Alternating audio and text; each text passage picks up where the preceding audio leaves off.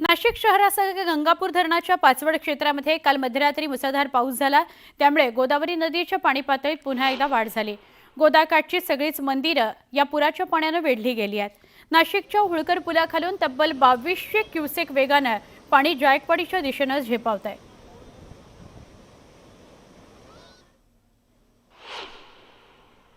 काल मध्यरात्री 12 वाजेपासून सकाळी 6 वाजेपर्यंत नाशिक शहरासह गंगापूर धरणाच्या पाणलोट क्षेत्रात मोठ्या प्रमाणात पाऊस पडला आणि त्यामुळे गंगापूर धरणातून आज मितीस 1300 क्युसेक्सने पाण्याचा विसर्ग गोदावरी नदीपात्रात केला जातोय।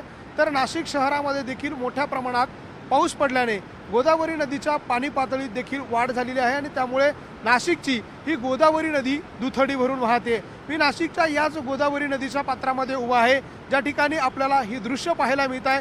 जो दुतोंड्या मारुती नाशिकच्या पुराच्या पाण्याची ओळख सांगतो, तो दुतोंड्या मारुतीच्या देखील पायापर्यंत पाणी लागलेलं आहे आणि पुन्हा एकदा गोदावरी नदीच्या पाणी पातळीमध्ये वाढ झाल्याचं आपल्याला पाहायला मिळतंय।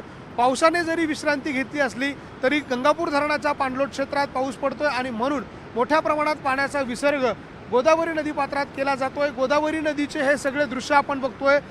गोदावरी नदीच्या काठावर असलेली सिद्धपातळेश्वराचं मंदिर असेल, देव मामलेदाराचं मंदिर असेल, त्याचबरोबर गंगा गोदावरी मंदिर असेल, अशा सगळ्याच मंदिरांना या पुराच्या पाण्याचा वेढा कायम आपल्याला असल्याचं पाहायला मिळतंय।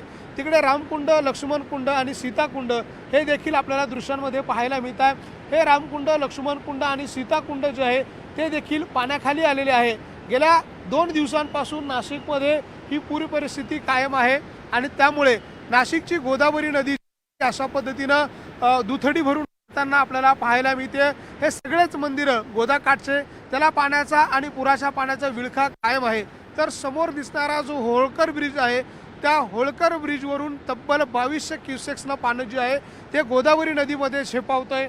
हे सगळं पाणी आता जायकवाडीच्या दिशेनं रवाना होतंय। मोठ्या प्रमाणात पाऊस जो आहे तो गंगापूर धरणाच्या पाणलोट क्षेत्रात पडतोय आणि त्यामुळे हे पाणी जे आहे ते आता हळूहळू वाढताना आपल्याला दृश्यांमध्ये पाहायला मिळते। एकूणच या सगळ्या पूर परिस्थितीमुळे नाशिकच्या गंगा काठावरती, गोदा काठावरती पूर परिस्थिती जी आहे ती अद्यापही कायम आहे।